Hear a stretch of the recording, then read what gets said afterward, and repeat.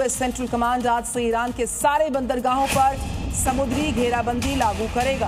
अरब सागर और ओमान की खाड़ी के पोर्ट इससे प्रभावित होने वाले हैं। सभी देशों के जहाजों पर एक समान नियम लागू होने वाले हैं। हॉर्मुज से गैर ईरानी पोर्ट जाने वाले जहाजों की आवाजाही जारी रहेगी। सभी देशों पर समान नियम लागू होंगे। तो गैर ईरानी पोर्ट वाले जितने भी जहाज हैं उन्हें छूट होगी और हॉर्मुज से गैर ईरानी पोर्ट जाने वाले जहाजों की आवाजाही यूं ही जारी रहेगी। अमेरिकी नौसेना ने समुद्र के बीचों बीच ताकत, तकनीक और अनुशासन का प्रदर्शन किया है। USS निमित्ज aircraft carrier Indian western hemisphere में अपनी मौजूदगी को दर्ज करवा रहा है। विशाल फ्लाइट डेक पर तेज रफ्तार जेट ऑपरेशंस, सटीक कोऑर्डिनेशन और हर पल की तैयारियों के साथ यूएसएस निमित्ज 24 घंटे मिशन के लिए तैयार है। #सदर्न सीज 2026 एक्सरसाइज के तहत ये युद्धपोत वेस्टर्न हेमिस्फीयर में सुरक्षा और सहयोग का संदेश दे रहा है। अमेरिकी नौसेना के साथ साथ साझेदार देशों की सेनाएं भी इस अभ्यास में हिस्सा ले रही हैं। साफ है, समुद्र में ये ताकत सिर्फ प्रदर्शन नहीं बल्कि राजनीतिक संदेश भी है।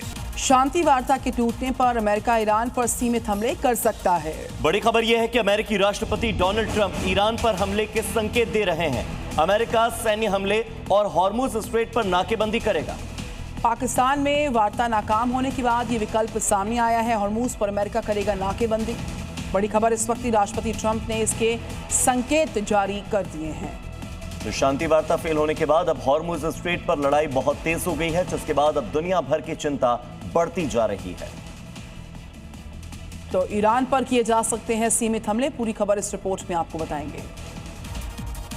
क्योंकि ईरान और अमेरिका के बीच हॉर्मुज ऑफ स्ट्रेट और न्यूक्लियर को लेकर डील फेल हो गई, जिसके बाद ट्रंप ने ऐलान किया कि हॉर्मुज में ब्लॉकेड तब तक रहेगा जब तक ईरान स्ट्रेट को सभी ट्रैफिक के लिए पूरी तरह खोल नहीं देता।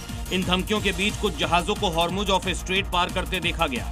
ये जहाज कहां जा रहे हैं और किसको लेकर अभी कुछ जानकारी सामने नहीं आई है, लेकिन तस्वीरों में दिख रहा है कि कुछ जहाज हॉर्मुज से गुजर रहे हैं। और हॉर्मुज स्ट्रेट को लेकर ब्रिटेन से इस वक्त एक बड़ी खबर सामने आ रही है। नाकेबंदी में शामिल नहीं होगा ब्रिटेन। अमेरिका के साथ शामिल नहीं होगा। फ्रांस के साथ अलायंस बना रहा यूके। ट्रंप ने नाकेबंदी का ऐलान किया। नाकेबंदी में शामिल नहीं होगा यूके। और ब्रिटेन का साथ चाहता था अमेरिका। ऐसे में ब्रिटेन का ये डिसीजन, ब्रिटेन का ये फैसला डोनाल्ड ट्रंप के लिए एक बड़ा झटका है। यूके फ्रांस के साथ अपना अलायंस मजबूत कर रहा है और डोनाल्ड ट्रंप को अमेरिका को बड़ा झटका दे रहा है। तनाव के बीच ट्रंप ने बड़ा ऐलान करते हुए कहा कि अब अमेरिका हॉर्मुज स्ट्रेट से किसी भी जहाज को आने जाने नहीं देगा, पूरी तरह से हॉर्मुज स्ट्रेट की नाकाबंदी करेगा। इसके साथ ही ट्रंप ने यह भी दावा किया कि ब्रिटेन हॉर्मुज स्ट्रेट में मदद के लिए माइन स्वीपर भेजने वाला है। लेकिन अब ब्रिटेन ने कहा कि वो फ्रांस और अपने सहयोगियों के साथ मिलकर फ्रीडम ऑफ नेविगेशन की रक्षा के लिए काम कर रहा है। इसके साथ ही ब्रिटेन ने यह भी कहा कि हॉर्मुज ऑफ स्ट्रेट पर टोल नहीं लगाया जाना चाहिए। ईरानी संसद के स्पीकर गालिबाफ ने कहा है कि ट्रंप की धमकियों का ईरान पर कोई भी असर नहीं। तो गालिबाफ का कहना है कि अगर अमेरिका लड़ाई करेगा तो ईरान भी लड़ेगा, उसका मुंहतोड़ जवाब देगा। गालिबाफ ने कहा कि अगर तर्क के साथ आएंगे तो हम भी तर्क से ही उनका जवाब देंगे।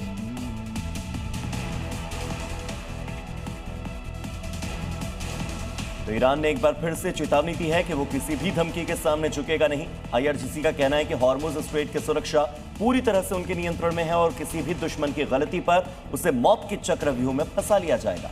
अमेरिकी राष्ट्रपति डोनाल्ड ट्रंप के हॉर्मुज स्ट्रेट में नौसैनिक नाकेबंदी लगाने के आदेश के बाद ईरान ने अमेरिका को कड़ी चेतावनी दी है।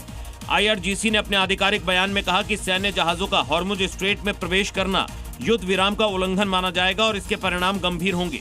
लेकिन ईरान ने यह भी साफ किया कि हॉर्मुज स्ट्रेट से नागरिक जहाजों का गुजरना बिना किसी बाधा के जारी रहेगा। और युद्ध जैसे हालात के बीच इजराइल के प्रधानमंत्री बेंजामिन नेतन्याहू सैनिकों से मिले। तो लेबनान में सैनिकों से मिले हैं नेतन्याहू ने मुलाकात का एक वीडियो बाकायदा जारी किया। अभियान अभी जारी रहने वाला है। नेतन्याहू ने कहा, देश की सुरक्षा सर्वोच्च प्राथमिकता है हमारी। तो आप देख सकते हैं कि बुलेट प्रूफ जैकेट में आपको इजरायली प्रधानमंत्री नजर आ रहे होंगे और उन्हीं के साथ काले कपड़ों में जो उनके पूरे सैन्य कमांडर्स हैं, सैनिक हैं, वो नजर आ रहे हैं। लेबनान दौरे के दौरान नेतन्याहू ने साफ किया कि इजरायल अपने सैन्य अभियान को रोकने के मूड में फिलहाल नहीं है।